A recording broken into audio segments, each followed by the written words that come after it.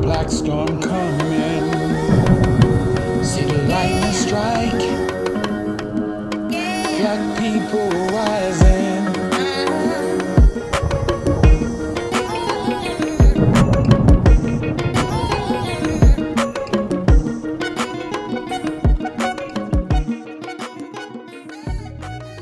Your title on the book is Abraham Lincoln's White Dream.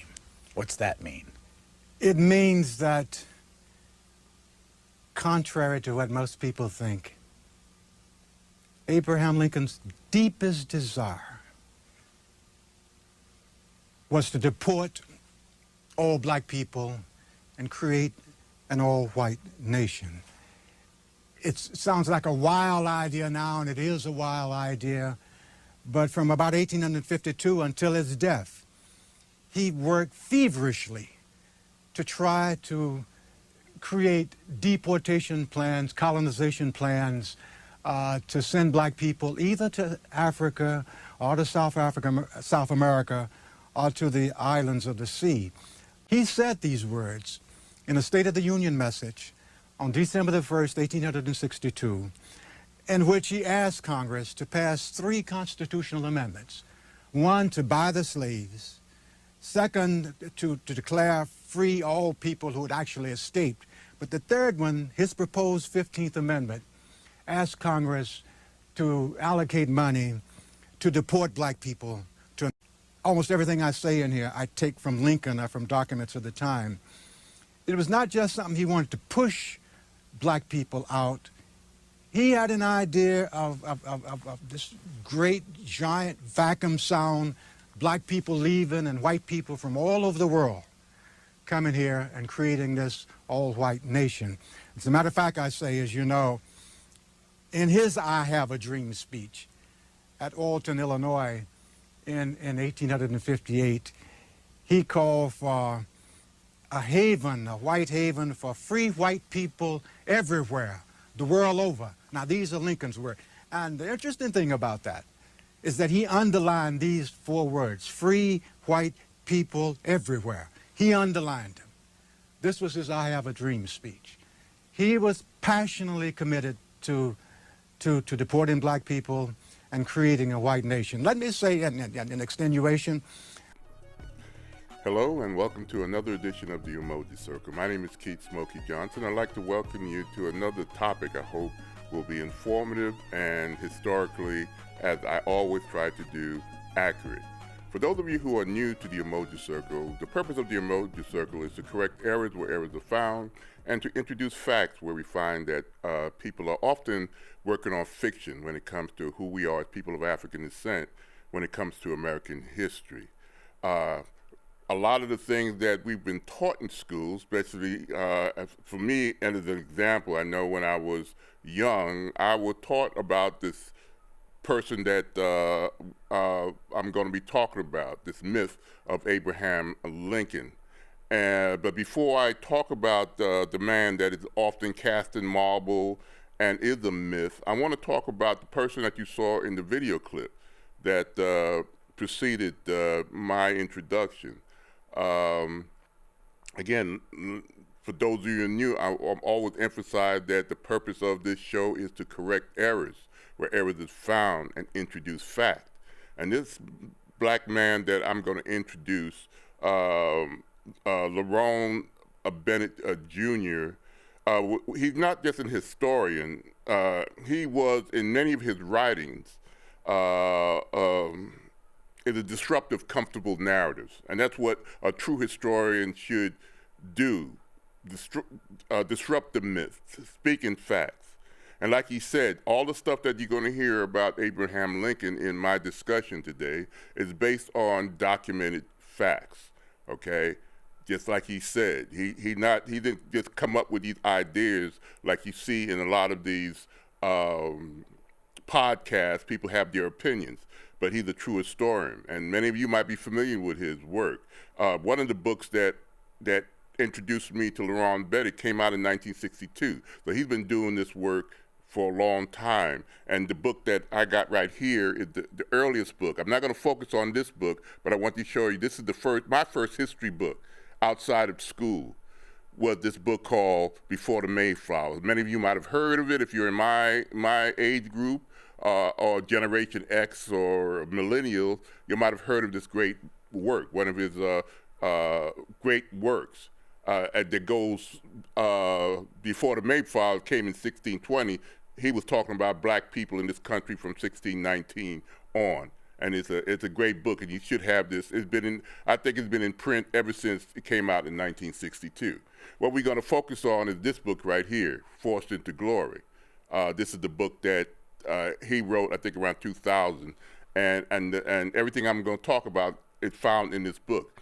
Everything I do at the Umoja Circle is based on the books that I read, books that I think is important for people of African descent to understand the present moment. Without understanding the past, you won't be able to understand the issues that are dealing with today and who we are as people of African descent. And on the screen, you see a up-close look at Brother Bennett. And this is a great man, and everybody should know who he is. And I hope by the time these two parts that I'm going to be expressing, that you will understand why he is a very powerful historian that you need to know. So I'm gonna talk, before I talk about Lincoln and what he brings in this book, I'm gonna talk about this man who dares to ask, what if the story we've been told was incomplete when it comes to Abraham Lincoln? In his groundbreaking work, Forced into Glory, Bennett strips away the polished image of Lincoln that we were all taught, okay, as the great emancipator, and replaces it with a far more complex, unsettling portrait, as you could tell by what he said in that video clip, of this man, okay? So you see him in this image here sitting next to a sign of Ebony, and he was a longtime editor and historian that wrote many articles that he researched in Ebony magazine. For those of you who might be Generation Alpha now, the young ones, Ebony was in everybody's living room from when it came into being in the 1940s, 50s, 60s, 70s, 80s, 90s, well into the 2000s. Everybody had an Ebony magazine. Let's go on to the next image of this great man. This is the elder statement, Brother Bennett Jr. This is the kind of people that I study, okay? And these great writers do exist. That's why I do the show the way I do, is to talk about and introduce their work to the public. Let's go on to the next image here. Now, for those of you, I don't know if you're under a rock, don't know what Ebony magazine looks like, but this is Ebony magazine, one of the many different editions. You can find any barbershop in the United States, any living room, beauty parlor. You will find, black grocery stores or any kind of grocery store, you will see a copy of Ebony, okay? And this was in 1975, as you could tell. Even in 1975, it was the 30th anniversary, 30th anniversary issue in 1975 alone. So it was around for it has been around for many, many years. And if you get in the cover of Ebony magazine, you've definitely made it as a black person. You could be the first person to do this or the first scientist to do that, but if you have never made it onto the Ebony magazine, then you did not make it in the black community, okay? If they see you on that Ebony magazine cover, you have made it to any black person in America. That's how powerful this magazine was. Let's go on to the next one. And I'm sure many of you have seen this publication, Jet Magazine, another one of the Johnson Publishing Company out of Chicago that produced these two stalwart magazine, black-owned magazine for many, many decades. Yes, we had all these things as black people, okay? An American icon, again, everywhere you were black, you will find not only in America, but all over the world, you will find either Jet Magazine on somebody's counter or Ebony Magazine. And it was packed of information that reflect our history or reflect our issues. And Lerone Bennett was an important part as one of the editors and the in-house historian of this great magazine, on top of the other books like he'd written on the side too. Let's go on to the next image. This is the book that I want to introduce you to. Many of you might not have recalled it, but this is one of his other great works. That came out like in 2000. Let's go on to the next. And again, this is the back of that book. A book that will change the way you look at yourself, Abraham Lincoln, the Civil War, race, and American history. You see, we do have historical data that people of African descent have been publishing, many great scholars. And if you've been a fan of the show, I've introduced you to a plethora of black scholars, and he's just another one that I want to introduce you to. Let's go on to the next. Okay, what's the book about?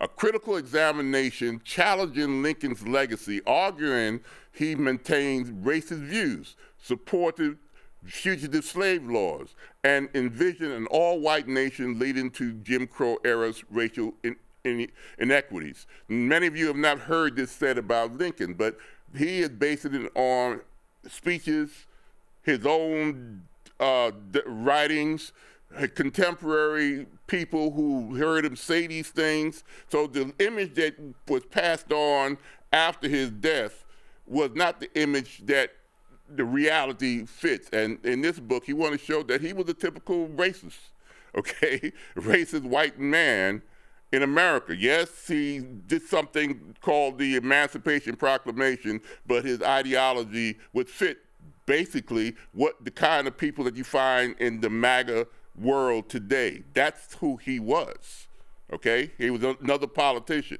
He had a different view, a negative view of black people, regardless of what was the makeup that they tried to pass on to him, you know, with him being on the penny, and we had Lincoln Day and Father Abraham. That's all the myth. That is what this book will have evidence to prove this, and this is what I'm bringing to you.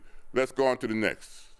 But let me start with who LaRon Bennett really was. He was born on October 17, 1928 in Clarksdale, Mississippi. He grew up in the Jim Crow South and experienced that deeply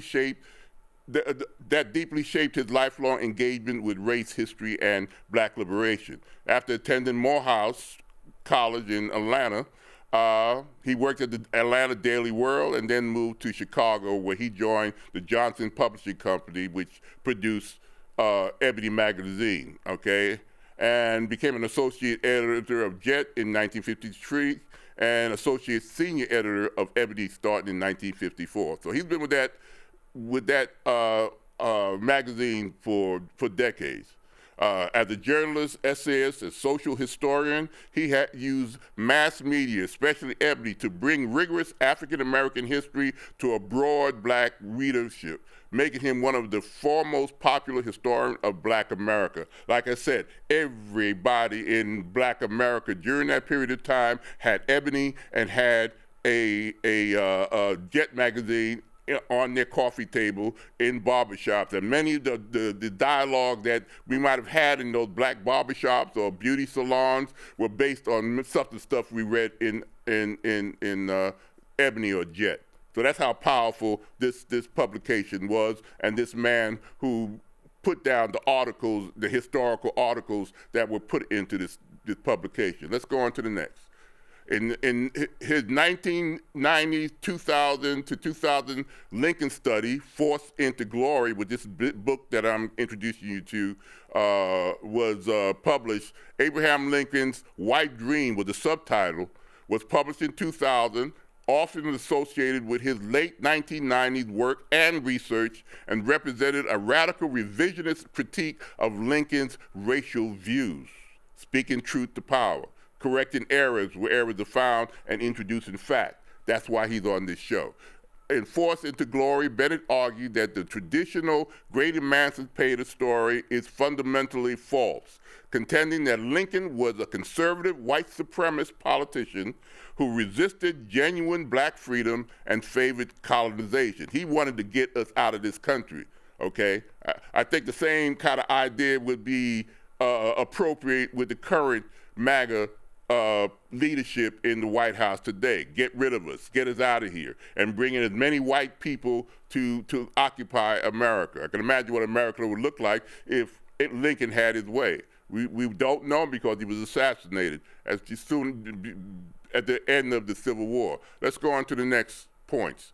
The book expands on his provocative February 1968 Ebony article, Was Abe Lincoln a White Supremacist? Now, this is what Bennett wrote in 1968 in Ebony. This is what I'm saying, the kind of articles that you would find in Ebony magazine, okay? Transforming that 6-page piece into a 600-plus page assault on what he saw as myth-making around Lincoln and race. So the information that you, as children, if you are alive today or your grandparents were alive, we all heard the great emancipator. He's saying no, and he got the facts and information and evidence. Like he said in that video clip, he is not just making this up, he's using the documentation of Lincoln himself and what he said. Everything he had said, his speech writings, everything, what he said to Congress, what he said on the stump when he was a politician, what he said to Congress, all this is documented. So let's get this straight. Okay, I'm gonna start by cracking the Lincoln legend. This is what at the beginning of the book. For more than a century, Americans have been taught to worship Abraham Lincoln as a saintly great emancipator, a lonely moral giant who rose above the racism of his age to free the slaves. That's all a lie. Yeah, he had some depression issues.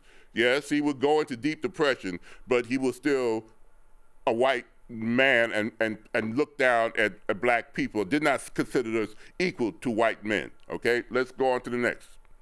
But if we return to Lincoln's actual speeches, his colonization schemes, and his blueprint for Reconstruction, a very different figure emerged. A white president who doubted that black and white people could live together as equal, who tried to export African Americans out of the country they had built with their labor, and who prepared a lenient peace for the Confederate who had waged war to keep them enslaved. And this idea that the Confederate, a lenient peace for the Confederate, we're still dealing with the ramification today when you see Confederate flags. These were traitors to the American system, but they were given leniency.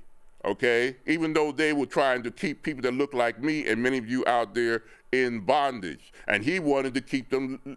So he would have had no problem with what came after the Civil War, with segregation and all those kind of things. In fact, I think he would have been a proponent for it. Okay, let's go on. But he would have still tried to get us out of the country.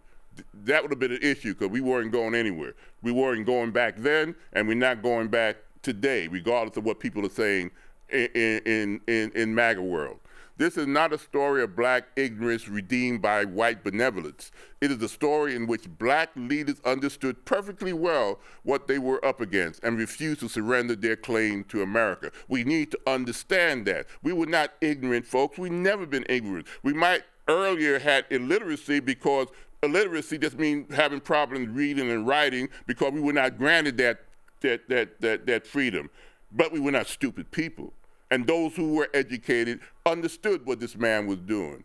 Frederick Douglass was not a fan of Abraham Lincoln. He tolerated it because he knew he had to deal with the power and the emancipation or whatever he could get for the people, but he was not a fan because this man was not for us. Okay, let's get this myth out of the way. Let's go on to the next. Breaking the idol to tell the truth. In the 20th century, Lerone Bennett Jr. pulled these threads together in his book, Forced into Glory, Abraham Lincoln's White Dream. And you'll understand why he put that subtitle, His White Dreams. Like he said in that video clip, his white dream was to ship us out of this country. Bennett argued that no American story is more false than the legend of Lincoln as the pure great emancipator because it hides his racism, his colonization project, the limited legal reach of his proclamation, and the softness of his Reconstruction plan. It would not have benefited black people. We would still be a second-class people, even under Lincoln, okay? The people that did the work was what we would call the radical Republicans. Those are the people that we should give some credit to, those white men who were radical Republicans, who were abolitionists, who did the work, who fought for it. The ones who gave us the 13th, 14th, and 15th Amendment. They tried, but there was not a lot of them. Most of America was like Lincoln, okay? And his 13th and 14th Amendment, like LaRon Bennett said in that video clip, was to first buy us off and pay our one-time owner and then kick us out of the country. That was his 15th Amendment, to kick us out, okay? This is not what you heard in school. This was not reality. You heard a myth, and this book brings it to the surface. Okay, let's go on to the next one. LaRon Bennett's argument was not that Lincoln did nothing, but that Lincoln was pushed into greatness by the courage and clarity of black people and their allies, and that his deepest visions remain a white vision. When I read Bennett's book, which I did, I don't see a man trying to destroy heroes for sports. I see a black scholar trying to clear space for our own ancestors to stand in their full height, that it was not him there doing us and we just sat back. It was the work of black men and some whites who pushed forward against what was put in front of us with Jim Crow laws and black codes that came after the Civil War. Another 100 years of struggle, okay? That's what Martin Luther King was talking about when he said that there was a promissory note that was non-sufficient funds when he did that famous I Have a Dream speech in 1963. He was talking about the 100 years of hard work and struggle that we still had to do, even though we had the 13th, 14th, and 15th Amendments. We had to deal with the segregation, the black codes, and all these things that people were doing, the lynchings, the burnings, and all these things in America, okay? So what did Lincoln leave us? Nothing. People even questioning that proclamation, Let's go on to the next. LaRon Bennett Jr. argued that Lincoln's ultimate aim was a white republic. In his reading, if Lincoln had his way, there would be no blacks in America, and colonization was central, not peripheral, to Lincoln's racial thoughts, okay? His main thoughts, as he said in that video clip, from 1852 until his death, was to get us out of this country and bring in the white people from all over the world, okay? So any of you who are from Asia or other parts of Africa and don't think that the struggle that you would have been welcome in America if it wasn't for the struggle of black Americans from the time of the Civil War through the Civil Rights Movement to this day, you would not have been able to have that American dream, because they didn't want, from Lincoln on, he didn't want brown people. He just wanted a white nation. That was his dream, okay, as LaRon Bennett said in that clip. So let's get this straight. If it wasn't for black Americans and our civil rights struggle and our struggle during Reconstruction and all the things that we had to put up with and fight for as black men and women, you would not have this thing that you call the American dream, because it was not, this is a system of law. Let me get that straight, okay? And the only reason that you were allowed to do things that gave you rights in America with the laws that are on the books, okay? That's why they're trying to get rid of the 13th Amendment and 14th Amendment and 15th Amendment today, because this is a system of law. And the only reason that the 60 years between the civil rights era and today is, and we have a burgeoning middle class of blacks and Latinos and Asians are having certain rights, is because of the laws that were on the books. If those laws are taken away, you see how far you would get, okay? White America did not want you. It was Black Americans' effort that put the laws in the books, because this is a system of laws and the system that is in place. You're noticing today that that system is being threatened. Laws are being taken away. And once those civil rights are gone, if there's no laws to back you up, then it doesn't matter, okay, who you are. So don't get it twisted. The reason that you are free in America is because the laws that are on the books that Black people made sure was on the books over 150 years of struggle, okay, to this very day. Let's go on to the next. Let's go on to the next one. LeRon Bennett portrays Lincoln as consistently hostile to Black citizenship. See what I'm talking about? And committed to deportation. He was talking about that, deporting us, okay? It ain't something that this current administration is doing. This is nothing new. We were not immigrants, okay? We were kidnapped, people, but they still wanted to deport us. He called Lincoln's policy a kind of ethnic cleansing. That's what he wanted to do, ethnically cleanse America of Black people. You're not taught this in school.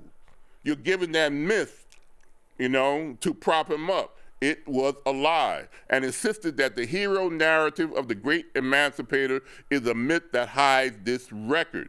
And the records are there. The congressional files, okay, his speeches, all that is public record if you know where to look. He did the work and is in this book. Let's go on to the next. Bennett portrays Lincoln as consistently hostile to Black citizenship, like I said, and committed to deportation. He called Lincoln's policy a kind of ethnic cleansing. This is just a repeat of what I just said. Let's go on to the next. The primary thesis of this book. Bennett contends that everything you think you know about Lincoln and race is wrong, and that the real Lincoln was a conservative politician who repeatedly affirmed white supremacy, favored colonization, and opposed genuine Black equality. This was the Lincoln that was in that White House. Let's go on to the next. Lincoln, an Illinois legislator, this going back when he was in the legislature before he became president, early legal and political career and relationship to Black people and slavery. This is what I'm going to be talking about in this little portion. The key arguments in the book. Lincoln opposed the abolitionists in Illinois politics. He supported enforcement of the Fugitive Slave Act. Lincoln supported the Fugitive Slave Act and endorsed state laws barring Black voting, jury service, office holding, and interracial marriages, okay? Lincoln opposed this while he was in the Illinois legislature, okay? But you're not told about this. Let's go on to the next. Bennett stressed that Lincoln consistently distanced himself from any radical anti-slavery figure and that he projected himself as a moderate who accepted the racial hierarchy of his time. Let's go on to the next. During the Lincoln-Douglas debate in 1858, Abraham Lincoln stated that he was not in favor of any social or political equality between Black and white and the Black and white races, and that he believed white men should hold the superior position. I'm gonna stop it right here, and then I'll continue on to the rest of it in the next part 2 of this. As you can see, there's a lot of information in this book that contradict what you were taught. Everything I said or shown up until this moment, how many of you have heard it in school? How many of you have had discussion with teachers about this? I bet you not. So I want you to understand that we don't just, right now I'm not just revisiting Lincoln, I want you to rediscover the power of historical truth that you have to deal with. The voice of a man many have overlooked, but none should ignore, and that's LeRon Bennett. So until next time, I hope you enjoyed what you heard. Peace, hotep, bye-bye.